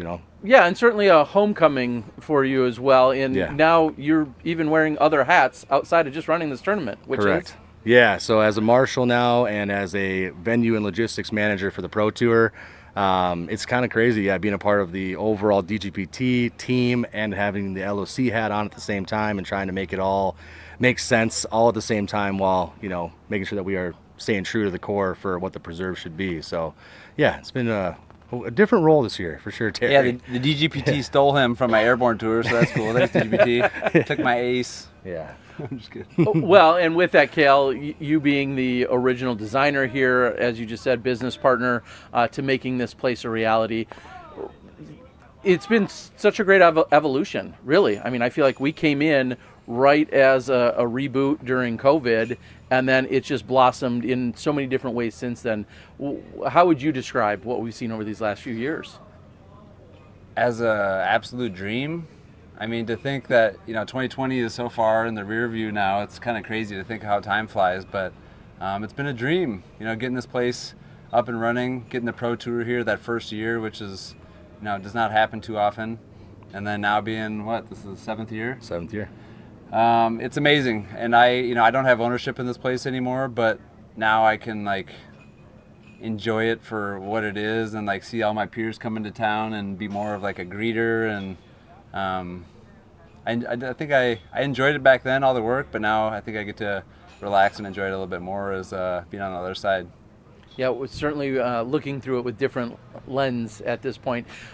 One thing that we're going to see this weekend is you fully in action with the lefty, Austin Turner. How did that partnership come about? So the last few years we've spent a couple months down in Charleston area, and around that time last year, 2025, is when I was kind of pitching to the DGPT about doing this doubles event up here. And once I was pretty much confident that it was going to happen, I happened to be playing in I think it was the Myrtle Beach Open that weekend, and so I was playing with Austin, and I kind of told him, gave him the scoop on what was happening, and scooped him up early because I wanted to make sure I had the best lefty in the world. So yeah. I figured that would be a great compliment to my lack of a forehand. He's a great player. Wait, you don't throw a forehand? I mean, it's short, but it's accurate. Okay, go on. It's short. But so I swooped him up right away. I'm pretty sure we were probably the first team created for this doubles event. So. Sounds like some insider, trading type stuff where you're colluding early before the news. If people want to create a property and a DGPT event to do something like that, then more power to you. Yeah, I would say the registration side of things too, Terry, just in general, all the teams that we're forming and keeping that under wraps, and also seeing the teams come along, and then the team name changes, and it's been a different year in terms of that combined, teammate stuff and how it flows through registrations for TDs that we don't usually do on this level, so it's kind of weird. But well, I'll look at both of you to then ask, just the excitement level, doubles, a highly competitive doubles event, which really we haven't seen since national doubles literally decades ago. So many of our viewers are too young to even know what that was way back in the day. Maybe both of you explain a little what doubles at this level even means. I'll go if that's all right. I feel like a lot of people, when they start playing disc golf, they compete in their local doubles event. It's something that is part of the culture of disc golf. So I feel like spectators and then the players can also just all relate to this event. And I knew it was going to be huge.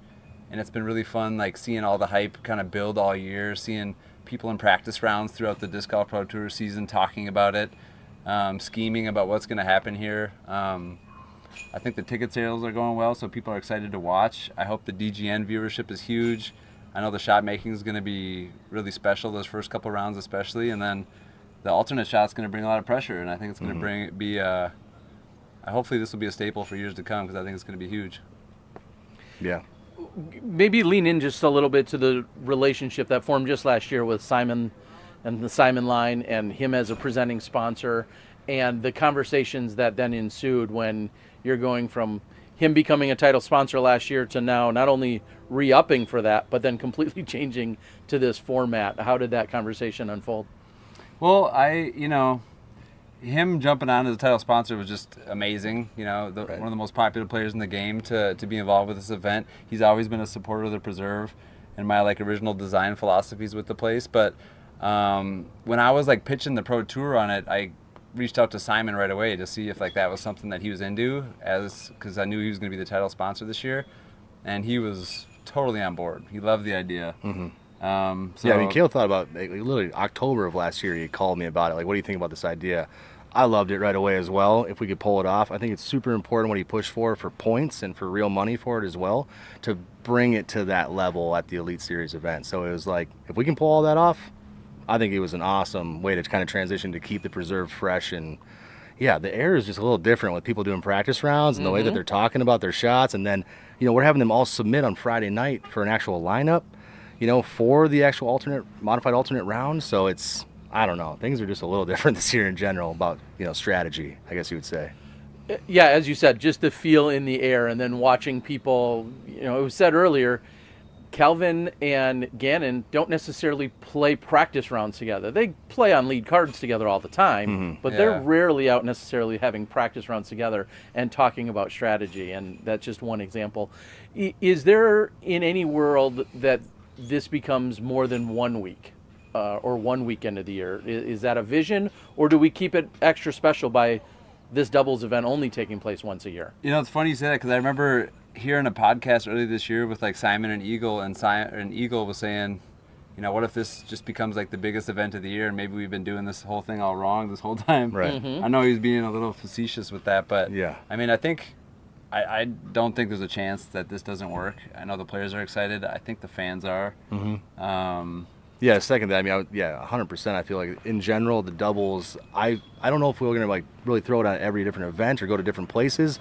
We love that it's here right now, but at the same time, looking at venues and understanding courses and working with guys that design courses like Kale all the time, you can kind of lean into, well, what else is possible now? You got to pull it off the first time, and then what can we do from here? But let's make sure we execute this year kind of first. Yeah, maybe have one DGPT doubles event, and then maybe get a World Doubles Championship going or something like that. Maybe the tour could sustain maybe 2 events, but yeah, we'll see how this one goes first. Well, we've talked 4-day tournament versus 3-day tournament, different types of rounds every day as opposed to best alt, so there's a lot that can happen. But again, I think we execute first, see where we're at, and then make the right decision moving forward based on what we have for results. And we've certainly dabbled in, obviously having match play that took place throughout the entire year last year, also having just a match play weekend. There's teams formats taking place over in Lithuania in a couple of weeks. There's some more creativity and other things that I think can certainly unfold. Leaning into that creativity, it seemed inevitable that we'd have to see a different course look. What was that like for you to come out and feel like, okay, here's where I really need to tweak something because we're going to have doubles? Yeah, I guess my thought behind it was I love the changes that we made last year, and everyone still was saying the course was soft last year, but that's because Gannon shot 1090 for the tournament. Right. But I was looking at the second place score, which is Corey Ellis, and he was at 30 under, which I thought was pretty appropriate. So knowing that all the best players in the world are coming here and teaming up, I had to do something that would kind of let the course stand up to the onslaught of the best shot doubles. So I didn't want to change the flow of the course or change the meat of it, but I wanted to make 3 to 4 holes that I thought would be just much tougher. So even if you get on a roll and are getting a lot of the classic holes here, I wanted 3 to 4 new holes that would be a great challenge even in best shot.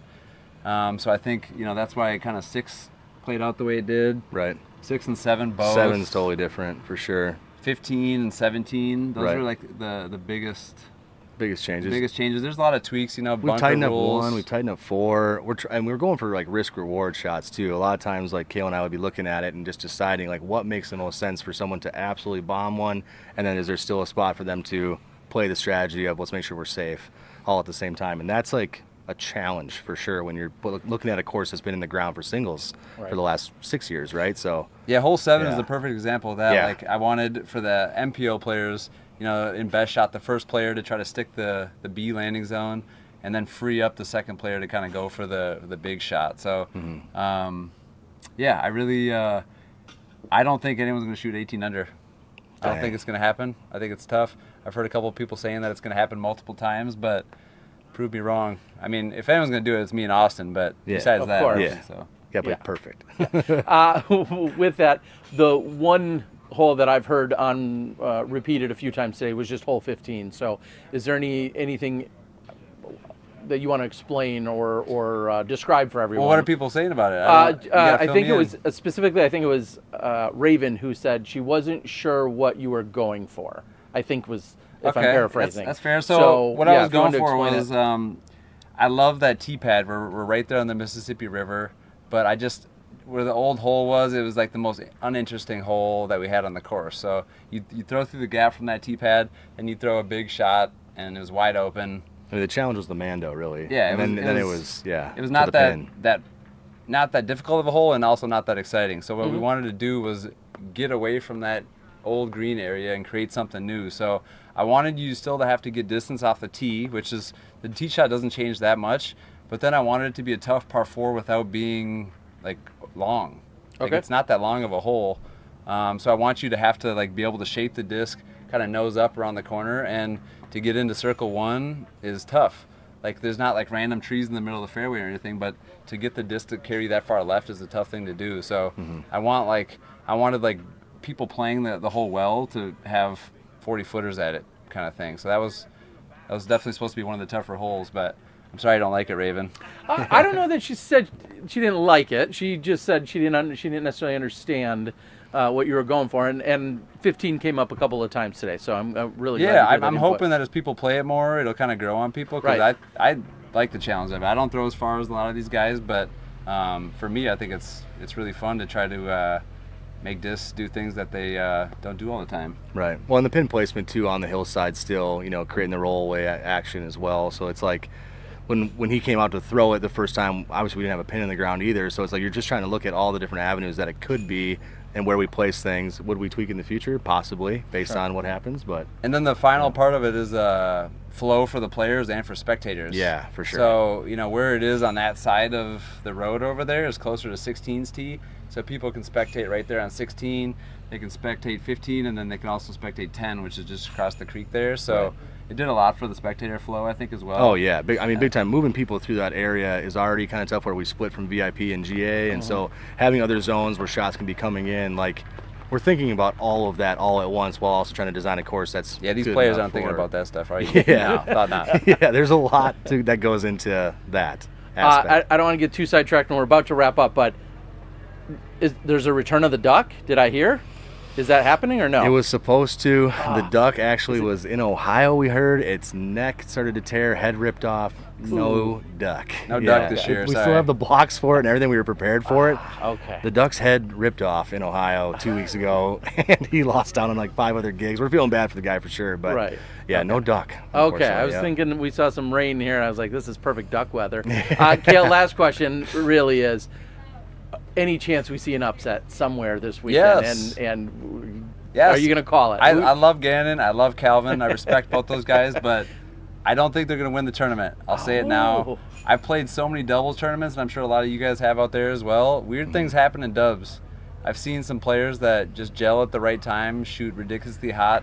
I've seen players that are supposed to win feel that pressure, and doubles is a fun animal, and I think it's going to peek its head this week, and I think we're going to get an upset. I mean, everyone here is incredible, but yeah, sorry Gannon, Calvin, I love you guys, but it's not for you this year. Who's going to be who's going to take I mean, it? I seriously love my chances. My partner got second last week. Right. We played an amazing practice round a couple days ago, but if it's not going to be us and MPO, I like Sully and Calder Dolan. I do too, but it's hard to root against families. I'm either going for the Mons or the Robinsons, because there's that aspect love, too. it's hard to beat that. Love it. Well, thank you guys so much. Thank you for all the hard work that you guys have put in to make this place so special for not just the Minnesota community, but all of the Disc Golf Pro Tour and the Disc Golf Network community. We all get to enjoy the fruits of your labor, so we very much thank you. Thank you, All right. Terry. Thank you guys all watching too. I hope it's a good show this weekend. Well, we got our clip. Kale's calling for the upset. All right, everyone. That is it for our press conference here for the doubles. We hope that you join us tomorrow morning. We'll have the FPO action coming at you live on the Disc Golf Network. And that's it from here in Minnesota. We'll see you tomorrow. Let's do this, huh? Yeah, ready. Let's do this.